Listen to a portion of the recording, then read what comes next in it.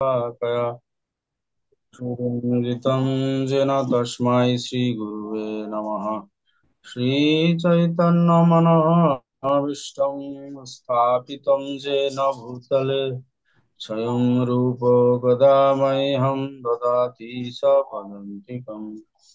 वन्देऽहं श्रीगुरु श्रीयुक्तो पदो कमलं श्रीगुरुन् वैष्णवं श्रीरूपं सग्रजातं सहगणा रघुनाथान्वितं तं सजीवं साद्वैतं सवधूतं परिजनसहितं कृष्णचैतन्यदेवं श्रीराधाकृष्णपादन सहगणा ललिता श्रीविशाखान्वितं स नमोऽयं विष्णुपदाय कृष्णप्रेष्ठाय भूतले श्रीमते भक्तिवेदान्त स्वामिनिति नामिने।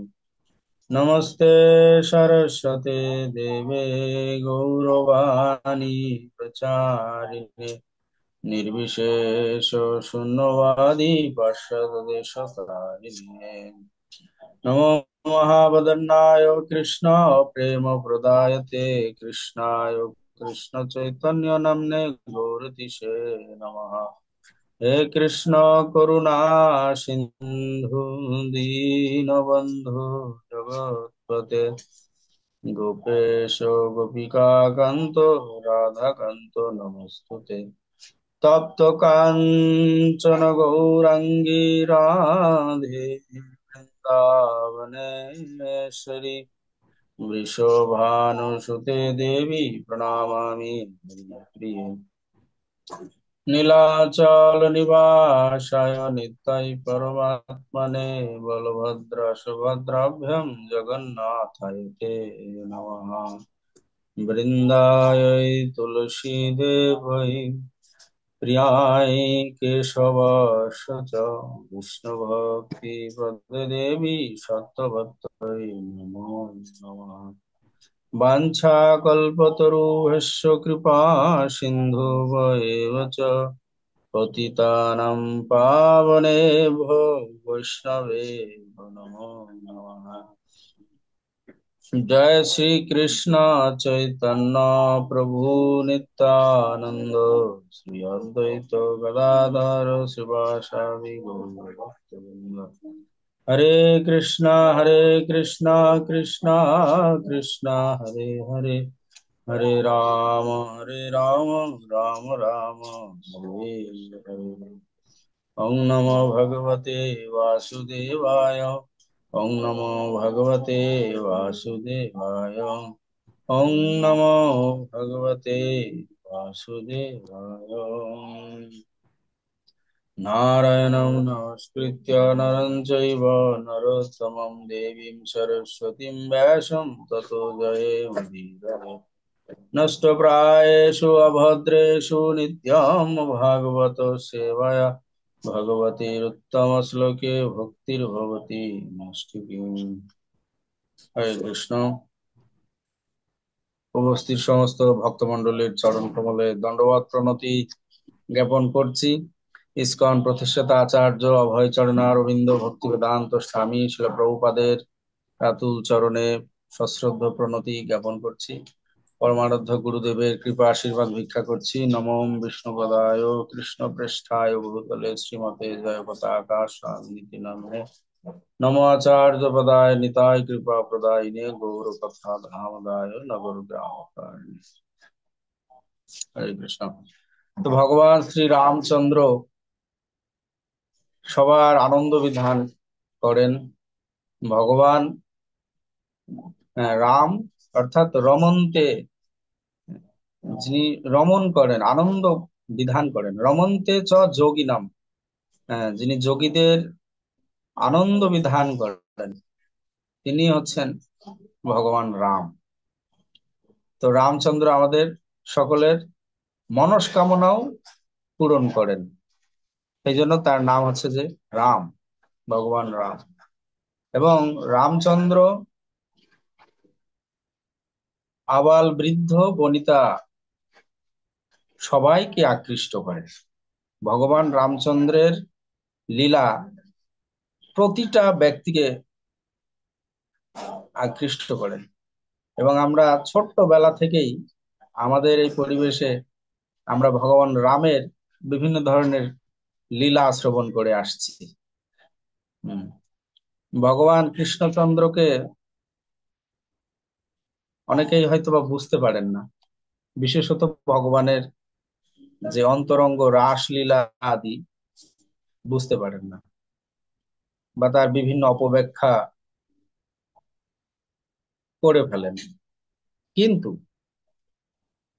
ভগবান শ্রী রামচন্দ্র মর্যাদা পুরুষোত্তম, তাকে সবাই অত্যন্ত শ্রদ্ধার চোখে দেখেন এবং তার প্রতি সবাই আকৃষ্ট হন। ভগবান রামের প্রতি আকৃষ্ট হন না এমন কেউ নাই, সবাই ভগবান রামের প্রতি আকৃষ্ট। এবং শাস্ত্রে ভগবানের বিভিন্ন অবতারের মধ্যে বলা হয়েছে রামাদি মূর্তেষু কলা নিয়মেনা তিষ্ঠান। সমস্ত লীলা, সমস্ত অবতারের মধ্যে ভগবান রামচন্দ্র, যিনি লীলা অবতার ভগবানের, কিন্তু রাম অবতার এটি মুখ্য বলা হচ্ছে। রামাদি মূর্তেষু কলা নিয়মেনা তিষ্ঠান। রামাদি, রাম সহ অন্যান্য সমস্ত অবতারদের কথা বলা হচ্ছে। তো সেই জন্য আমাদের ভগবানের দিব্য নাম জপ করার সময় আমরা ভগবান নাম, রামের নাম জপ করছি। যদিও আমাদের আন্তর্জাতিক কৃষ্ণ ভাবনামৃত সংঘ, কিন্তু আসলে ভগবান রাম এবং কৃষ্ণের মধ্যে কোনো পার্থক্য নেই। যেমন একটি দ্বীপ থেকে যদি অসংখ্য দ্বীপ প্রজ্বলিত করা হয়, তাহলে প্রত্যেকটা দ্বীপই সমান ধর্ম প্রদর্শন করে। সেইভাবে ভগবান কৃষ্ণ থেকে যত সমস্ত অবতারেরা প্রকাশিত হচ্ছেন, প্রত্যেকেই ভগবানের মতোই সমান ধর্ম প্রদর্শন করে। তো ভগবান রামচন্দ্র এবং তার ভ্রাতা লক্ষ্মণ, ভরত, শত্রুঘ্ন, তারা সবাই হচ্ছেন বিষ্ণু তত্ত্ব, তারা কেউই জীব তত্ত্ব না। এবং প্রত্যেকটা লীলাতেই আমরা দেখি যে ভগবান নায়কের চরিত্রে থাকেন, ভগবান হচ্ছেন মূল নায়ক, আর ভগবানকে আনন্দ দেওয়ার জন্য বিভিন্ন অসুরেরা থাকেন। তো এই যে অসুর চরিত্র, এখানে আমরা দেখছি যে রাবণ হচ্ছে অসুর চরিত্র। তো ভগবান বৈকুণ্ঠ জগতে সমস্ত রসই আস্বাদন করেন, কিন্তু একটি রস, বীর রস আস্বাদন করতে পারেন না সেখানে। বীর রস, সেই বীর রসটি কি রকমের?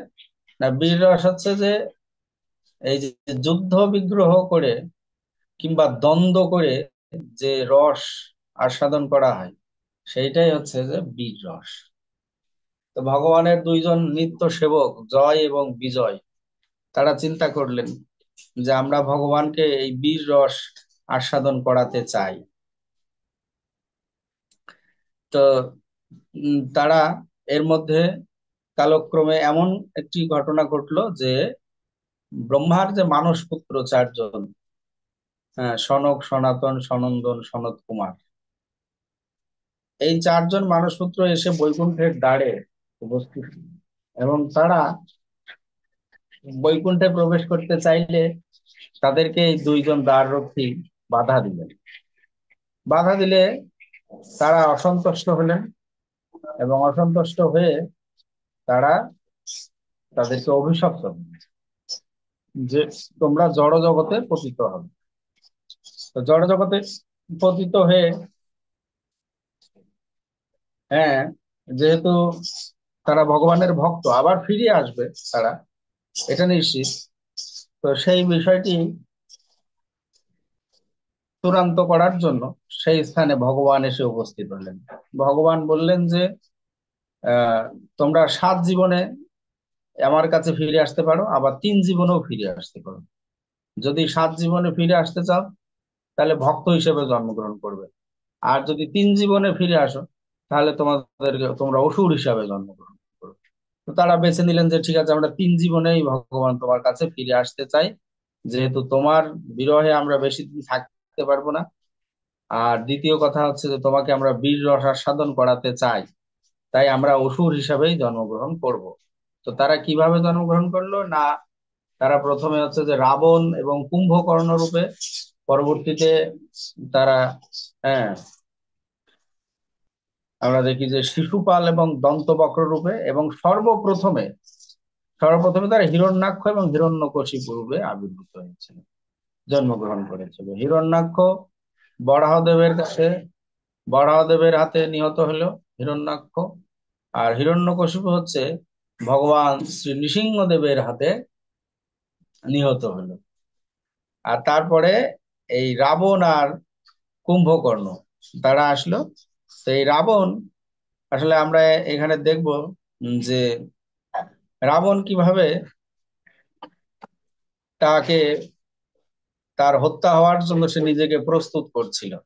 তো এই রাবণ, কুবের ছিল তার ভ্রাতা, এবং এই স্বর্ণ লঙ্কা যেটা আমরা দেখি, সেই স্বর্ণ লঙ্কা আসলে কুবেরের দখলে ছিল, কুবেরের অধিকারে ছিল।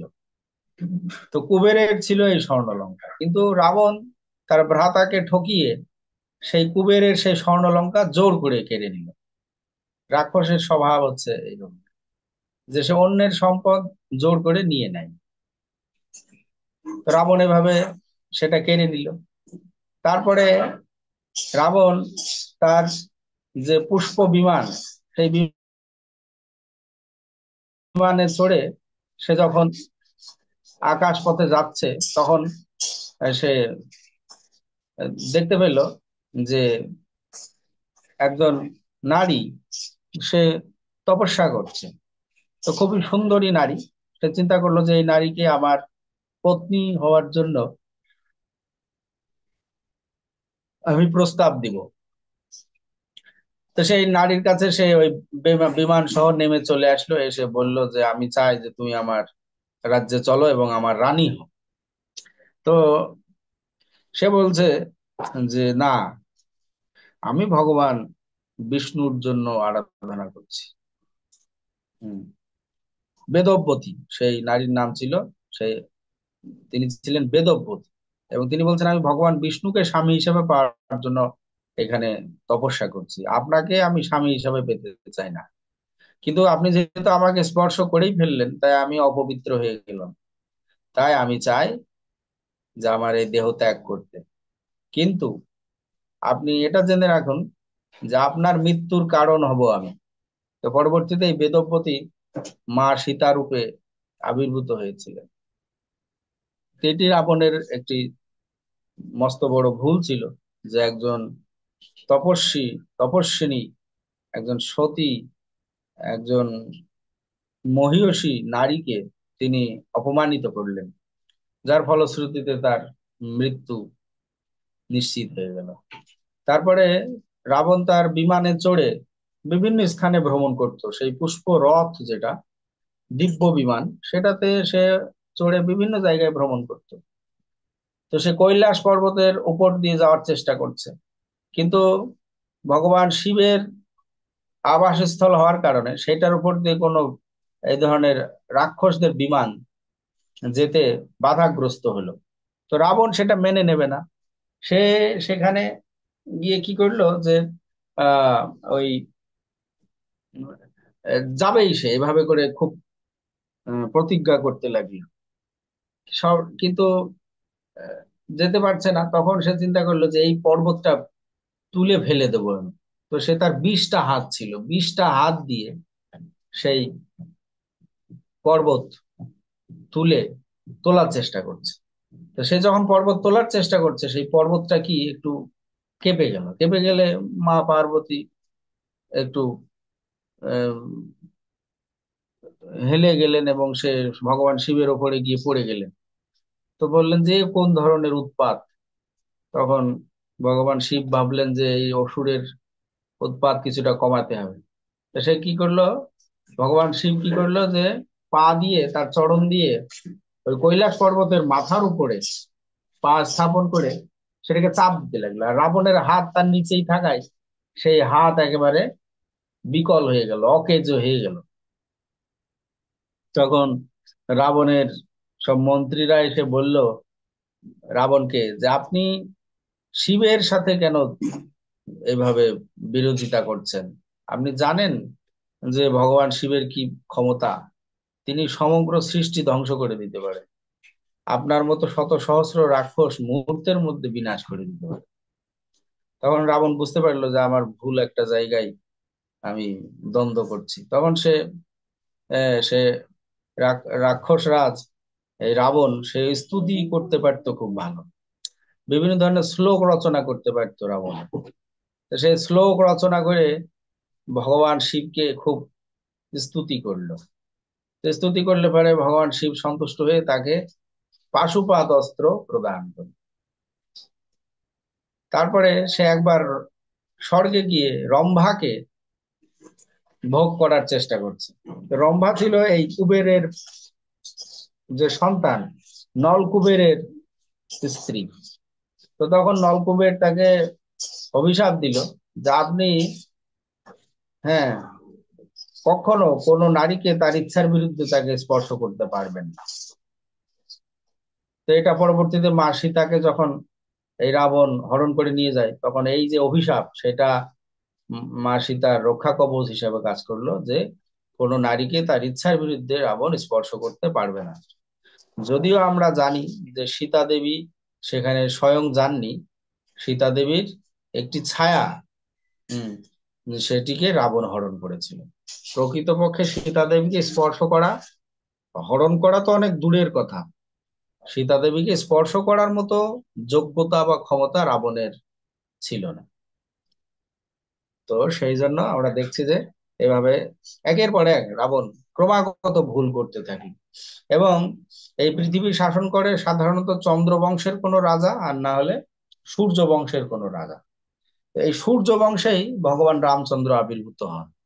আর এই সূর্য বংশের একজন রাজা ছিলেন অনারম্য।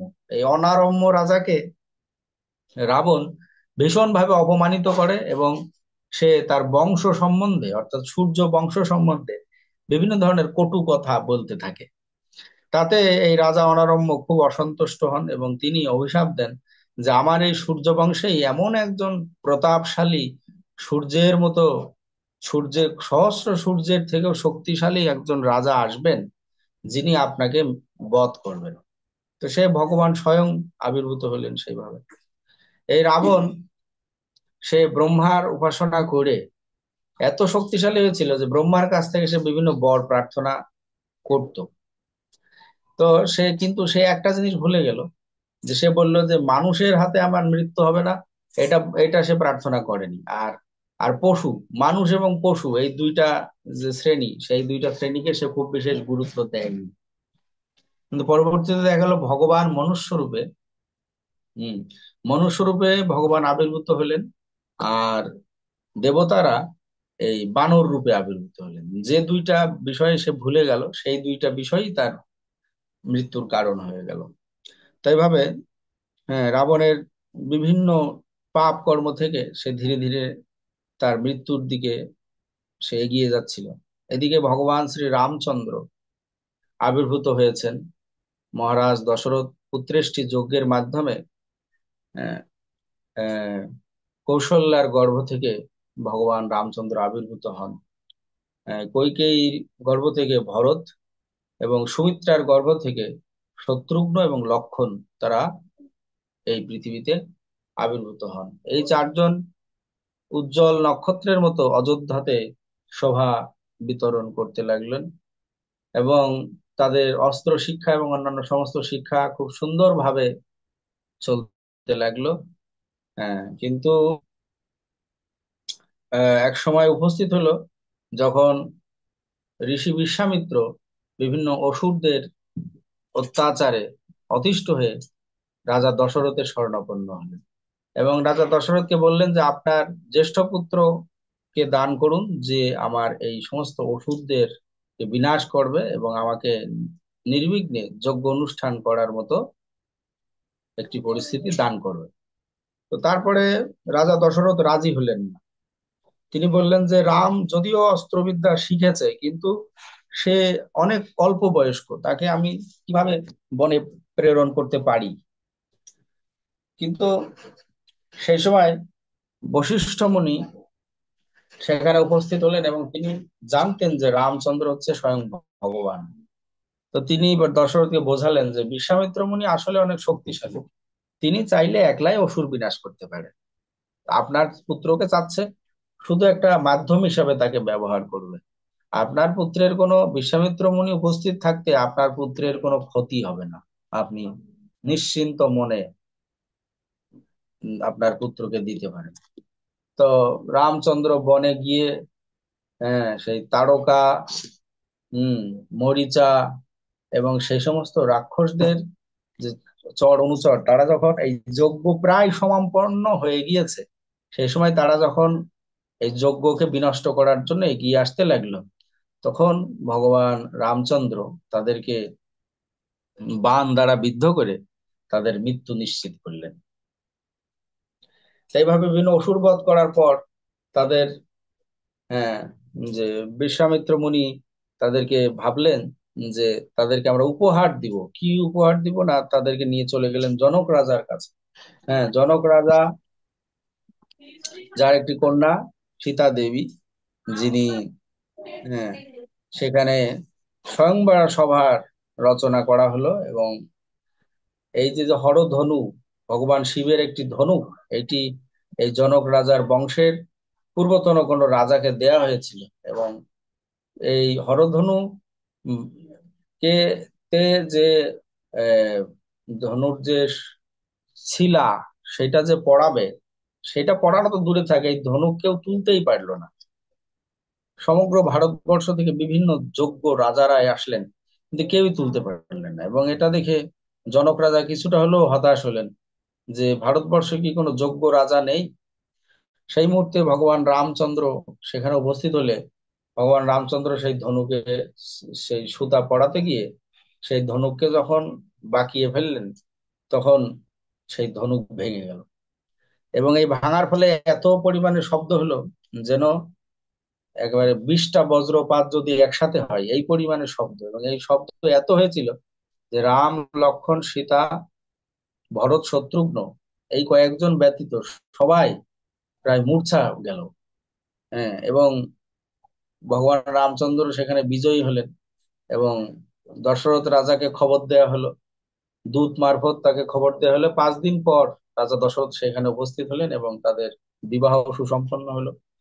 এবং অন্যান্য রাজকন্যাদের সাথে তার অন্যান্য যে ভাইয়েরা ছিল, ভাতৃত্রয়, তাদের বিবাহ সম্পন্ন হলো। এবং তারা যখন পথে ফিরে আসছিল বিবাহের পরে, তখন দেখলো যে বিপরীত দিক থেকে ধনুক এবং কুঠার হাতে করে একজন একজন মহাদেহী, একজন বীর পুরুষ আসছেন। তো তারা পরে চিনতে পারলো যে তিনি হচ্ছেন যে পরশুরাম। তো পরশুরাম যখনই দেখলেন যে, বুঝতে পারলেন যে এরা ক্ষত্রিয় এবং সে নাকি শিবের ধনুক ভঙ্গ করেছে, তখনই পরশুরাম চিন্তা করলো যে তাকে একটা উচিত শিক্ষা দিতে হবে। তো সে বলল যে আমার কাছে বিষ্ণুর ধনুক আছে, তুমি তো শিবের ধনুক ভঙ্গ করলে, এখন আমার কাছে বিষ্ণুর ধনুক আছে।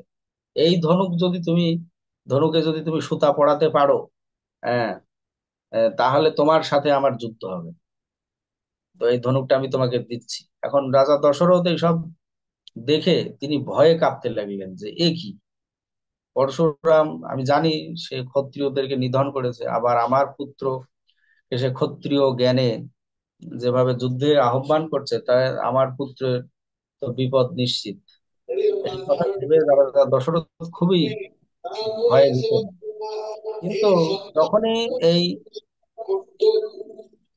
পরশুরামের হাত থেকে যখনই ধনুকটা ভগবান রামচন্দ্র নিয়ে নিলেন, তখন পরশুরাম অনুভব করলো কে যেন তার সমস্ত দেহ থেকে শক্তি সব ছিনিয়ে নিল।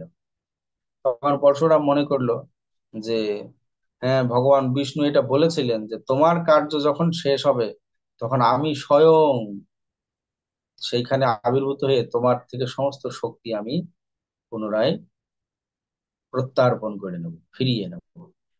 যখন এই পরশুরামের দেহ থেকে সমস্ত শক্তি চলে গেল, তখন তিনি বুঝতে পারলেন যে এই রামচন্দ্র স্বয়ং ভগবান। তিনি এসেছেন এই জগৎ জীবের কল্যাণের জন্য, অসুর নিধন করার জন্য, ভক্তদের কল্যাণে তিনি এসেছেন। তো তখন রামচন্দ্র সাথে আর যুদ্ধ হলো না, তারা আর সেই অযোধ্যা নগরীতে ফিরে গেলেন। কিন্তু অযোধ্যা নগরীতে রামচন্দ্রকে রাজ্যাভিষেক করার পূর্বেই মন্থরা, যে ছিল কইকেয়ীর দাসী, সে সে মন্থরাকে বুদ্ধি প্রদান করলো যে তুমি রাজা দশরথের কাছে যে দুইটি বর চেয়েছিলে, সেই বর দুইটি এখন প্রার্থনা করো। তো এটি খুব সুকৌশলে প্রার্থনা করা হলো যে রাজা ভরত, ভরত রাজা হবে, ভরত রাজা হবে। আর ভরত রাজা হলে তাকে হয়তো অনেকে নাও মানতে পারে, রামচন্দ্র পুনরায় রাজা হইতে পারে, হয়তোবা কয়েকদিনের মধ্যেই তার সিংহাসন চ্যুত করে ভালো। তা সেটা যাতে না হয়, সেটা সেফগার্ড করার জন্য, মানে সেটা একটা সুরক্ষিত করার জন্য বললো রামচন্দ্রের বনবাস হবে কতদিনের, 14 বছর। তার মানে যাতে 14 বছর ভরত নির্বিঘ্নে রাজ্যে রাজা হিসাবে শাসন করতে পারে, এইভাবে করে এই বর দুইটি চাওয়া হলো। কিন্তু এখান থেকে আমরা ভগবান রামচন্দ্রের মহানুভবতা বা তার যে আহ মর্যাদা পুরুষোত্তম ভগবান, তিনি তার পিতার যে কথা, সেটাকে রক্ষা করার জন্য তিনি কখনো দ্বিচারিতা করেননি। তিনি চাইলে ক্রোধান্বিত হতে পারতেন যে আমার পিতা বৃদ্ধ, হুম, 14 বছরের বনবাস মানে এই সময়ের মধ্যে তার মৃত্যু হতে পারে, এবং হয়েও ছিল তাই। ভগবান রামের শোকে শোকগ্রস্ত হয়ে যে রাজা দশরথ এই সময়ের মধ্যে মৃত্যুবরণ করেন। কিন্তু আহ, কিন্তু রামচন্দ্র চাইলে পারে এই সমস্ত সিদ্ধান্তের বিরুদ্ধে তিনি যেতে পারতেন, কিন্তু তিনি পরমেশ্বর ভগবান, কিন্তু তিনি জানেন, তিনি পিতার পিতৃসত্য রক্ষা করেছেন। এখান থেকে আমরা তার মহানুভবতা বা তিনি কি রকমের সত্য রক্ষার্থে তিনি একনিষ্ঠ ছিলেন সেটা আমরা বুঝতে পারি। উম, এরপর যখন বনবাসের পথে তারা যখন গঙ্গা নদীর তীরে উপস্থিত হলো, সেখানে কেবট নামে একজন আহ নৌকা বাহক সে উপস্থিত, এবং এই কেবট বুঝতে পারলেন যে এই রামচন্দ্র হচ্ছেন স্বয়ং ভগবান। তিনি বললেন যে হে প্রভু, আপনি প্রস্তর খণ্ডের উপরে, মানে শিলার উপরে, পাথরের উপরে পা দিয়েছিলেন, সেই পাথর আবার পুনরায় অহল্যা নামে এক সুন্দরী রমণীতে পরিণত হলো। তার যে তিনি যে অভিশাপগ্রস্ত ছিলেন, সেই অভিশাপ থেকে মুক্ত হয়ে তিনি পুনরায় একজন সুন্দরী নারী দেহ ধারণ করেছিল। তা আপনি যদি আবার এই আহ, এই নৌকাতে পা দেন, তাহলে সেটা যদি আপনার চরণের স্পর্শে দিব্য রূপ ধারণ করে চলে যায়, তাহলে কি হবে? তাই আমি চাচ্ছি যে আপনার এই চরণটা আগে আমি ধুয়ে দিই, আপনার এই চরণটাকে ধুয়ে দিই। তো এখানে এই কেবটের একটা রসাত্মক ভাব, যে সে ভগবানের ভগবান তার রুটি রুজি যাতে ঠিক থাকে, তার নৌকাটা যাতে ঠিক থাকে, আবার সে যে ভগবান সেটাও বুঝতে পেরেছে। সেই জন্য বলছে আপনার চরণ আমি ধৌত করব। রামচন্দ্র রাজি হয়ে গেলেন যে ঠিক আছে, চরণ ধৌত করলেন এবং তাদেরকে নিয়ে গেলেন, এবং ভগবান তাকে মুক্তি প্রদান করেছিল। হম, সেভাবে ভগবানের একনিষ্ঠ ভক্ত, রামচন্দ্রের একনিষ্ঠ ভক্ত। এবং ভগবান রামচন্দ্রের চরিত্রে আমরা দেখি যে তিনি কিভাবে একজন আদর্শ স্বামী রূপে, তার চরিত্রে আমরা দেখি একজন আদর্শ পুত্র। কিভাবে আদর্শ পুত্র? না, পিতার কথাকে তিনি রক্ষা করার জন্য নিজে সর্বোচ্চ কষ্ট স্বীকার করলেন। 14 বছরের বনবাস পিতার শুধুমাত্র কথা রক্ষার জন্য। তাই আমরা দেখছি যে তিনি একজন আদর্শ পুত্র। ভগবান রামচন্দ্র ছিলেন একজন আদর্শ পুত্র, আবার একজন আদর্শ স্বামী। তার স্ত্রীর সুরক্ষা প্রদান করার জন্য, তার স্ত্রী যখন চেয়েছে তার সাথে যেতে, তিনি সেটা তার সুরক্ষা বিধান করেছেন। এবং পরবর্তীতে আমরা দেখব যে তার স্ত্রীর মনোবিলাস পূরণ করার জন্য তারা যে বনে ছিলেন, সেখানে একটি মৃগ বা একটি হরিণ, যদিও সেটি ছিল রাবণের একটা অভিসন্ধি, যে সে এই হরিণ মারিচ রাক্ষসকে এই হরিণ রূপ ধারণ করে সীতা দেবীকে প্রলুব্ধ করে। সীতা দেবী হরিণ চাচ্ছে, কিন্তু ভগবান রামচন্দ্র জানতেন যে এটি প্রকৃতপক্ষে হরিণ না। কিন্তু যেহেতু সীতা দেবী চান, তাই তার মনোবিলাস পূরণ করার স্বার্থে এবং জগৎ জীবকে শিক্ষা দেওয়ার জন্য যে যে আমরা দেখি যে স্বয়ং ভগবান কিন্তু তিনি এভাবে, হ্যাঁ, যে তার পত্নীর ইচ্ছা পূরণ করতে গিয়ে একটি ভুল সিদ্ধান্ত নিতে হচ্ছে। তো এই রকমের সেখান থেকে আমরা দেখি যে এই রাক্ষস যখন মৃত্যুবরণ করছে, তখন সে ভগবান রামের কণ্ঠকে নকল করে সে যখন ডাকছে যে লক্ষণ, সীতা, তখন সীতা দেবী মনে করলেন যে রামচন্দ্র বিপদগ্রস্ত। তাই সে লক্ষণকে প্রেরণ করতেই এদিকে রাবণ সীতা দেবীকে হরণ করে নিয়ে চলে গেল। যদিও পথিমধ্যে আমরা দেখি যে আহ পক্ষীরাজ জটায়ু জটায়ু বাধা দিয়েছিল, কিন্তু জটায়ুর যে পাখা, সেই পাখা রাবণ কেটে দেয়, এবং সে প্রচেষ্টা করেছিল, কিন্তু সে সফল হয়নি। এবং পরবর্তীতে সীতা মাকে সেই অশোক বাটিকাতে নিয়ে গিয়ে আহ, রাবণ তাকে সেখানে বন্দি করে রাখে। পরে আমরা দেখি যে ভগবান রামচন্দ্র বানর সেনাদের সহায়তা গ্রহণ করে। এই বানর সেনারা মূলত ছিল দেবতা। সমস্ত দেবতারা বানর সেনা রূপে আবির্ভূত হয়। তো বানর সেনাদের সহায়তা গ্রহণ করেন, এবং তিনি ক্ষত্রিয় ধর্ম অনুসারে, যে আমরা দেখি যে সত্য রক্ষার্থে ক্ষত্রিয় বিভিন্ন কৌশল অবলম্বন করতে পারে। এই যে আমরা দেখি যে বালি এবং সুগ্রীব, সুগ্রীবের স্ত্রীকে বালি জোরপূর্বক হরণ করেছিল, এবং বালি তার ভ্রাতা সুগ্রীবের প্রতি বিভিন্নভাবে অবিচার করে। তো সেই জন্য ক্ষত্রিয় হিসাবে ভগবান রামচন্দ্রের দায়িত্ব ছিল যে একটি যথার্থ বিচার করা। তাই সে সেখানে এই বালিকে হত্যা করে, এবং সুগ্রীব, বানররাজ এবং হনুমানজি তাদের সহযোগিতায়, এবং হনুমানজি তখন বিভিন্ন পৃথিবীর বিভিন্ন প্রান্তে তার বানর সেনাদের প্রেরণ করেন যে মা সীতার খবর নিয়ে আসার জন্য। তো হনুমানজি যখন গেলেন অশোক বাটিকাতে, গিয়ে সেখানে গিয়ে তিনি দেখলেন যে আহ রাম রামচন্দ্রের প্রিয় পত্নী, ভগ- ভগবান ভগবান শ্রী রামচন্দ্রের প্রিয় পত্নী সীতা দেবী সেখানে,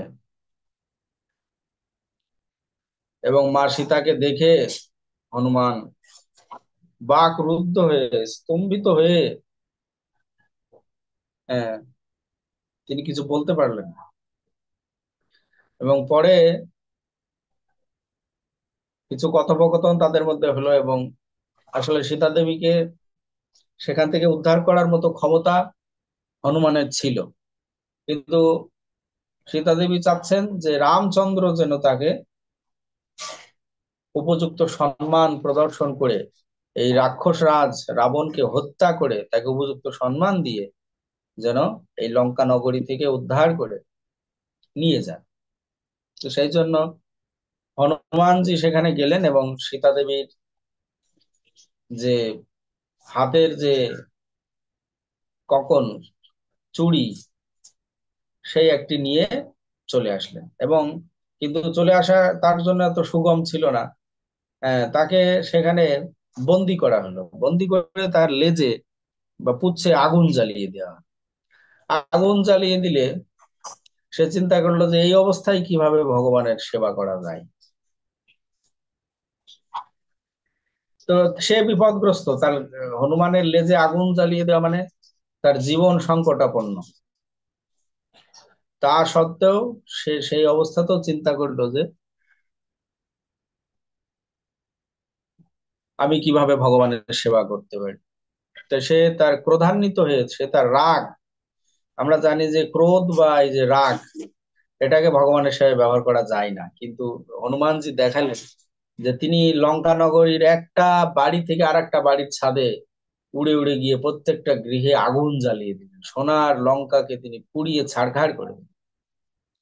তো কিভাবে ক্রোধকেও ভগবানের সেবায় লাগানো যায় সেটা আমরা এখানে দেখছি যে হনুমানের চরিত্র। হুম। সীতা দেবী প্রার্থনা করলেন যে হে অগ্নিদেব, আপনি এই হনুমানজির উচ্ছে এমন ভাবে প্রজ্বলিত হন যেন সে কোনো তাপ অনুভব না করে। তো হনুমানজি দেখছেন যে তার লেজে আগুন জ্বলছে অথচ ঠান্ডা। তিনি ভাবলেন যে জীবনে কোনোদিন এইরকম দেখিনি যে আগুন আবার ঠান্ডা হয়। তিনি শীতল অনুভব করছেন, আগুন জ্বলছে অথচ শীতল। তিনি ভগবানের সেবা করেই যাচ্ছেন। হ্যাঁ, এই শীতলতা তাকে আরো উৎসাহ প্রদান করবে। তো তারপরে সেইভাবে সীতা দেবীর হাতের যে চুড়ি সেটা নিয়ে এসে রামচন্দ্রকে দিয়ে বললেন যে আমি মা সীতার খোঁজ পেলাম। এবং রামচন্দ্র হনুমানজিকে জড়িয়ে ধরলেন, হনুমানজিও ভগবান রামকে আলিঙ্গন করলেন। হনুমানজি কান্না করছে, ভগবান রামও কান্না করছে, ভক্ত কান্না করছে, ভগবানও কান্না করছে, চোখ দিয়ে অশ্রু নির্গত হচ্ছে। ভগবান তার অশ্রু দিয়ে তার ভক্তের অভিষেক সম্পন্ন করে দিলেন একেবারে। এবং এটাই হচ্ছে যে কোন সেবার মানদণ্ড, সমসিদ্ধি হরিতোষণম। ভগবানকে যদি কোনো সেবা দিয়ে সন্তুষ্ট করা যায় সেটাই হচ্ছে সেই সেবার সফলতা। তো হনুমানজির এই সেবা পেয়ে ভগবান রামচন্দ্র বললেন যে আমি কোনো দিন আমার সমগ্র জীবন দিয়ে হলেও, জীবন দিলেও আমি তোমার ঋণ শোধ করতে পারবো না, তোমার আমি প্রতিদান দিতে পারবো না, আমার পক্ষে অসম্ভব। তাই ভগবান ভক্তের কাছে এইভাবে বিকৃত হয়ে যান, ভক্তের ভক্তি, হম, ভক্তিতে ভগবান বিকৃত হয়ে যান। হম, সেজন্য ভগবান বলছেন যে ভক্তা মাম অভিজানাতি জবান যস্মাস্মি তত্ত্বতঃ। আমাকে অন্য কেউ জানতে পারে না, অন্য কেউই জানতে পারে না। আমি যখন মনুষ্য রূপে এই জগতে আসি তখন মূর্খেরা আমাকে চিনতে পারে না। মূর্খরা ভাবে যে আমি সাধারণ মানুষ, কিন্তু ভক্ত একমাত্র, ভক্তা মাম অভিজানাতি, ভক্ত একমাত্র বুঝতে পারে। তো ভগবানের প্রতি এই ধরনের হনুমানের অকৃত্রিম সেবা পেয়ে ভগবান রামচন্দ্র মুগ্ধ হলেন। এবং আমরা দেখি যে কিভাবে তিনি সেবার সুযোগ সৃষ্টি করে দিলেন সবার জন্য। যে যখন তারা সবাই সিদ্ধান্ত নিল যে এবার লঙ্কা বিজয় করতে হবে, শ্রীলঙ্কা, লঙ্কাতে যেতে হবে, তো তখন রামচন্দ্র চাইলে হনুমানের মতো উড়ে চলে যেতে পারতেন, সমস্ত সেনারা চলে যেতে পারতেন, কিন্তু সেখানে যাতে সবাই সেবার সুযোগ পায় সেই জন্য ভগবান স্থির করলেন যে এখানে আমরা সেতু নির্মাণ করব। তো সেই সেতু নির্মাণে সবাইকে সুযোগ দেওয়া হয়, সবাইকে এই সেবার অধিকার দেওয়া হয়। উম, তো সবাই সেবা করছেন, হনুমানজি সেবা করছেন। হনুমানজি বড় বড় প্রস্তর খণ্ড সেখানে নিক্ষেপ করছেন। আর এর মধ্যে কাঠবিড়ালি, সে কি করছে, বালিতে নিজেকে গড়াগড়ি দিয়ে সে ওই সমুদ্রে গিয়ে ডুব দিচ্ছে। তাতে কি হবে না, ওর দেহের বালি গিয়ে ওই পাথরের মধ্যে গিয়ে যুক্ত হয়ে যাচ্ছে। তাতে কি হবে যে না, ওই পাথরগুলো একসাথে লেগে থাকবে। তো এইভাবে কাঠবিড়ালি সেবা করছে। কিন্তু হ্যাঁ, একবার কাঠবিড়ালি হনুমানের পায়ে লেগে গিয়েছে। তাই হনুমান তাকে দেখে খুব রেগে গেল। দিয়ে ওকে একটা চড় মেরে দিল, এই তুমি আমার রাস্তার মাঝখানে চলে আসছো। তখন রামচন্দ্র বলল যে না, এই হনুমান তুমি যেমন সেবা করছো সেই রকমের এই কাঠবিড়ালিও আমার সেবা করছে। তাই এখান থেকে আমরা ভগবান রামচন্দ্রের চরিত্রে আমরা এটা দেখি যে ভগবান সেবা ছোট হোক কিংবা বড় হোক, সেবার মনোভাব যদি থাকে যে ভগবানকে সন্তুষ্ট করব আমি, তাহলে সেই সেবাটা গ্রহণ করেন। সেটা হতে পারে ক্ষুদ্র সেবা, কিন্তু ক্ষুদ্র সেবা হলেও ভগবান সেই সেবা গ্রহণ করে। তাই ভগবান তার 3টি আঙ্গুল দিয়ে এই কাঠবিড়ালির পিঠে দাগ টেনে দিল যে তুমি আমার সেবক। আমি এই কথা জগৎবাসীকে জানিয়ে দিলাম, ঘোষণা করে দিলাম যে তুমি আমার সেবক। তাই তোমাকে আমি এই 3টে আঙ্গুলের চিহ্ন দিয়ে অঙ্কিত করে দিলাম যে তুমি আমার সেবক। এইভাবে ভগবানের ভগবানের কাছে যে কোনো ধরনের ক্ষুদ্রাতি ক্ষুদ্র সেবাও ভগবান গ্রহণ করেন। এরপরে আমরা দেখলাম যে রাম সেতু তৈরির ক্ষেত্রে কিভাবে প্রস্তর খণ্ডের উপরে ভগবানের নাম লেখা হল। সেই নাম এতই শক্তিশালী, নাম নাম আকারী বহুধা নিজ সর্বশক্তি স্তত্র অর্পিতা নিয়মিতা স্মরণে না কালাহা এতাদৃশী তব কৃপা ভগবান মামাপি দুর্দৈবমিদৃশাম ইহা জানি নানুরগাহা। বলছে হে ভগবান, তোমার নাম এতই শক্তিশালী যে তার মধ্যে তুমি তোমার সমস্ত শক্তি অর্পণ করেছো। ভগবানের দিব্য নাম এতই শক্তিশালী। তদীয় নামাপি হরত্য শেষম গিরি প্রসারান। হনুমান যদি পাপ রাশিও যদি এই বদ্ধ জীব সঞ্চিত করে, সেটাও তদীয় নামাপি হরত্য শেষম,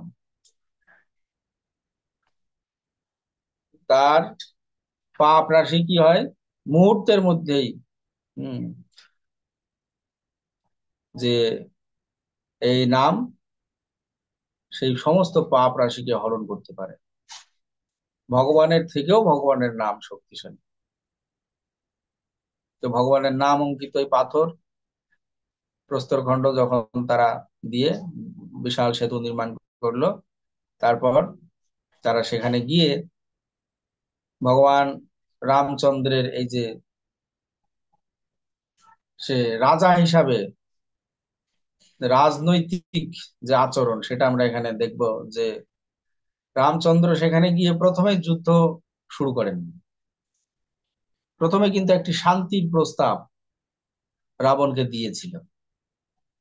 রাবণকে দেয়া হলো যে তুমি মা সীতাকে মুক্ত করে দাও, এই সীতা মাতাকে তুমি মুক্ত করে দাও, তাহলে আর কোনো যুদ্ধ হবে না, তুমি তোমার রাজ্য থাকবে এবং তুমি তোমার ভুল স্বীকার করো। তো সুতরাং রামচন্দ্রকে আমরা দেখছি আদর্শ রাজা, কারণ সে প্রথমে গিয়ে যুদ্ধ করেনি, প্রথমে গিয়েই একটি শান্তির প্রস্তাব দিয়েছিল। কিন্তু রাক্ষস রাজ রাবণ সেই শান্তির প্রস্তাবকে অগ্রাহ্য করে যুদ্ধের দিকে অগ্রসর হয় এবং যুদ্ধ শুরু হতেই তার যে ভ্রাতা কুম্ভকর্ণ, তার মৃত্যু হয়।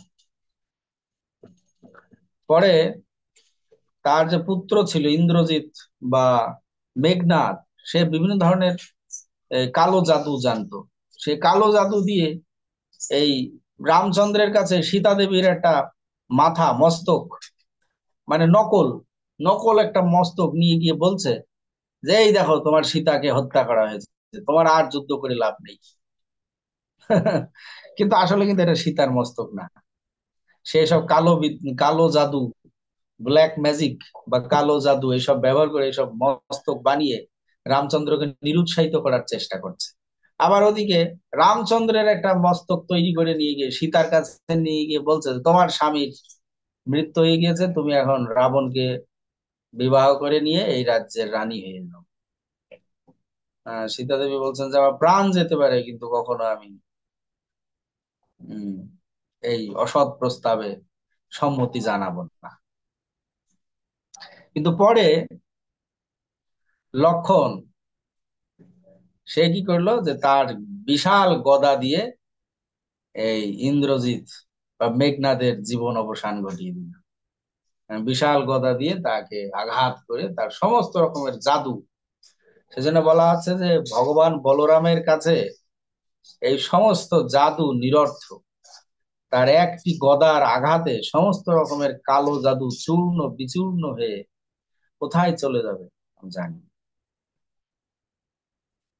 তা তারপরে আমরা দেখি যে যখন সবাই পরাজিত হচ্ছে তখন স্বয়ং রাবণ এই যুদ্ধে অবতীর্ণ হল এবং তার যে অমরত্ব, নাভি দেশে তার যে অমরত্ব, সেই অমরত্বকে ভগবান তীর বিদ্ধ করে তাকে হত্যা করলো। এবং বিভীষণ যখন তার শরণাগত হলো তখন তাকে তিনি আশ্রয় প্রদান করলেন, এবং রামচন্দ্র বলেছিলেন যে রাবণও যদি শরণাগত হতো তাহলে আমি তাকেও হত্যা করতাম না, তাকেও আশ্রয় প্রদান করতাম। তো এখানে আমরা দেখি যে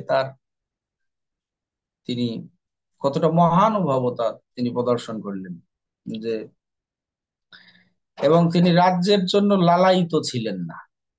ভগবান রামচন্দ্র রাজ্যের জন্য লালায়িত ছিলেন না। তিনি চাইলে সেই লঙ্কা তিনি সেটাকে সম্পূর্ণরূপে গ্রহণ করতে পারতেন, সেটাকে অধিকার করে সেটাকে ভোগ করতে পারতেন, কিন্তু এই লঙ্কাকে অধিকার করে ভোগ করার কোনো ইচ্ছা ভগবান রামচন্দ্রের ছিল না। তিনি কি করলেন না, তিনি বিভীষণকে সেই স্থানে রাজা তৈরি করে সেখান থেকে চলে আসলেন। তাহলে তিনি চাইলে পারতেন। তো যেদিন রামচন্দ্রের বিজয় হয়, সেই রামচন্দ্রের বিজয় উৎসব পালিত হলো, এবং তারপর যেদিন দীপাবলি উৎসব, আমরা জানি যে সমগ্র অযোধ্যা নগরী জুড়ে প্রদীপ জ্বালানো হলো যে রামচন্দ্র ফিরে আসছেন, এবং সবাই তাদেরকে অভ্যর্থনা জানালো, অভিবাদন জানালো, এবং সমস্ত নগরী জুড়ে প্রদীপ প্রজ্বলিত করা হলো এবং ভগবান রামচন্দ্রের রাজ্যাভিষেক হলো। ভগবান রামচন্দ্র রাজা রূপে সিংহাসন আরোহণ করলেন এবং রাম রাজত্ব প্রতিষ্ঠিত হলো। রাম রাজত্ব এমন ছিল যে ভগবানের এই রাজত্বে কোনো ক্ষুধা তৃষ্ণা ত্রিতাপ দুঃখ কিছুই ছিল না। সমস্ত প্রজারা এত সুখে শান্তিতে বসবাস করত যে এখনো পর্যন্ত একটা কথা প্রচলিত আছে যে রাম রাজত্ব, ভগবান রামের রাজত্ব শ্রেষ্ঠ রাজত্ব ছিল, এবং তিনি রাজা হিসাবে শ্রেষ্ঠ, ভগবানের থেকে শ্রেষ্ঠ রাজা আর কেউ হতে পারে না। এবং তিনি যেভাবে রাজ্য শাসন করেছেন সেটা জগৎবাসীর কাছে, সমস্ত রাজাদের কাছে অনুসরণযোগ্য। যজ্ঞ আচরিত শ্রেষ্ঠ সয়েবা ইতরতর জন সয়াত প্রমাণম কুরুতে লোকাস্তাদ অনুবর্ততে। শ্রেষ্ঠ ব্যক্তি যেটা আচরণ করেন মানুষ সেটাই অনুসরণ করে, এবং তিনি যেটা প্রমাণ বলে গ্রহণ করেন অন্যরাও সেই প্রমাণটি স্বীকার করেন।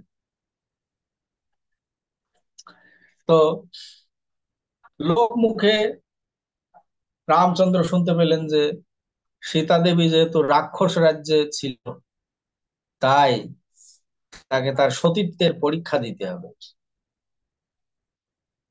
তো রামচন্দ্র কত আদর্শ রাজা, তিনি জানতেন যে সীতা দেবী পবিত্র, তার অজানা ছিল না। তার নিত্য সঙ্গিনী,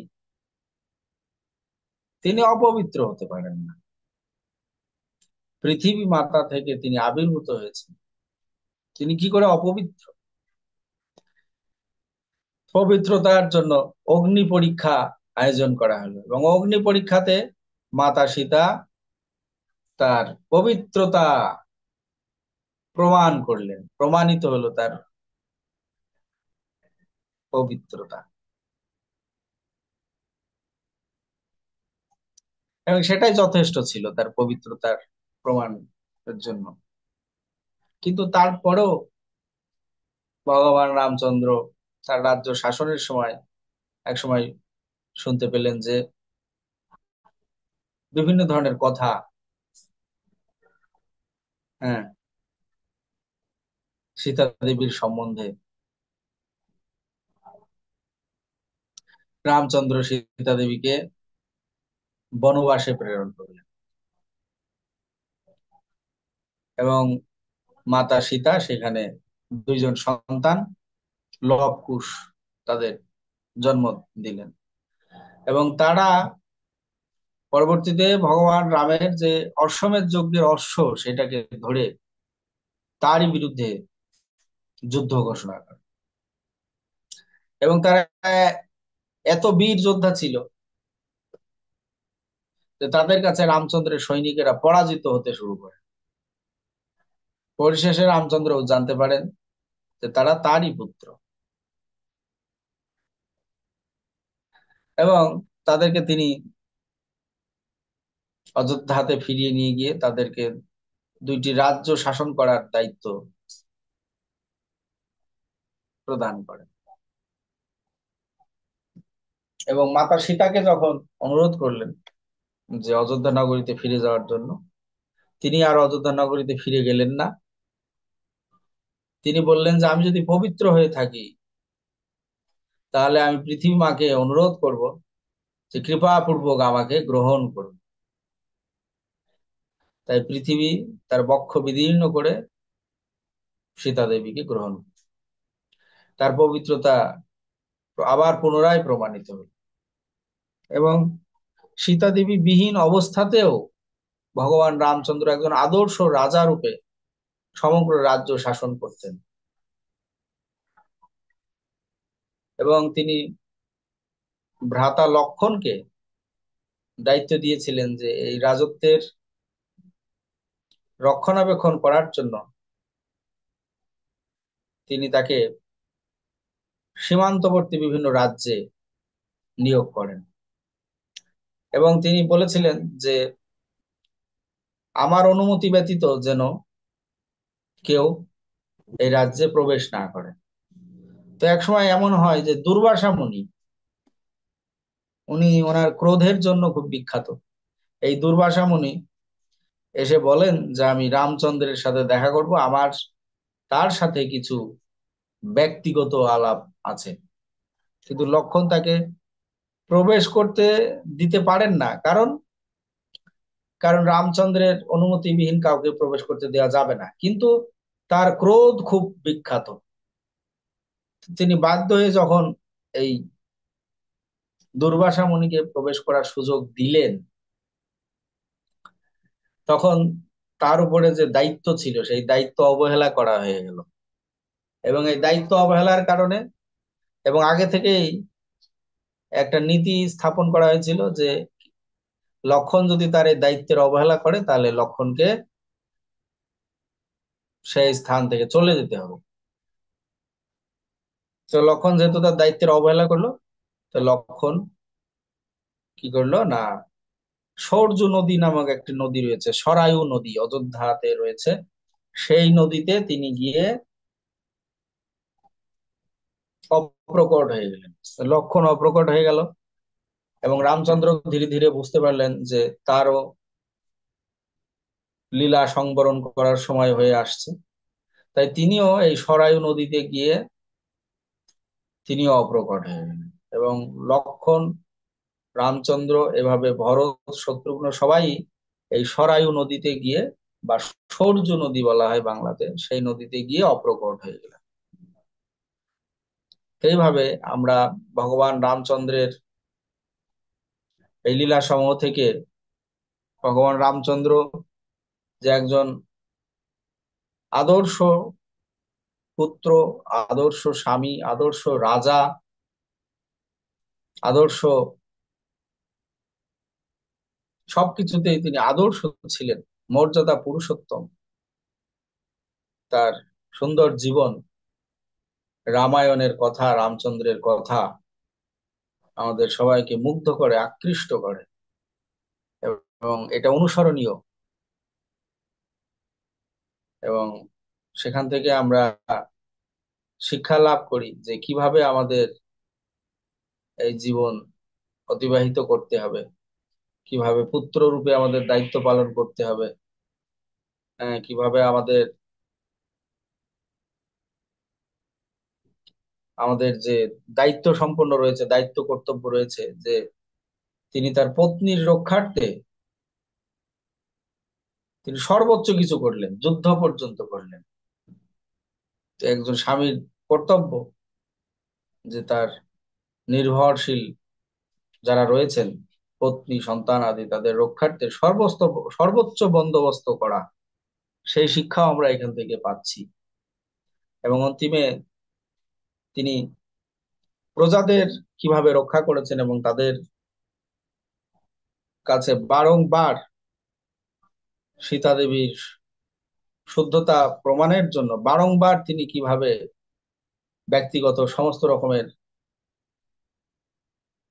সুখের অভিলাষ পরিত্যাগ করে বিভিন্ন কষ্ট স্বীকার করেছেন, এবং আদর্শ রাজা রূপে তিনি কিভাবে রাজ্য শাসন করলেন, এবং অন্তিমে তিনি কিভাবে অপ্রকট হয়ে গেলেন, সেই সমস্ত লীলা আমরা বারংবার শ্রবণ করলেও আমাদের মনের যে শ্রবণের যে ইচ্ছা, সেই ইচ্ছার কোনো তৃপ্তি হয় না। বারংবার আমরা এটা শুনতে চাই, ভগবান রামচন্দ্রের কথা যতবার শুনবো তত বেশি ভালো লাগবে, তত আনন্দ লাগবে, এবং এটার প্রতি আমরা তত আকৃষ্ট হব। জয় রামচন্দ্র ভগবান কি জয়। তো আমরা আজকে ভগবান রামচন্দ্রের এই লীলা শ্রবণ করলাম। তো এই ভগবান রামচন্দ্রের লীলা প্রসঙ্গে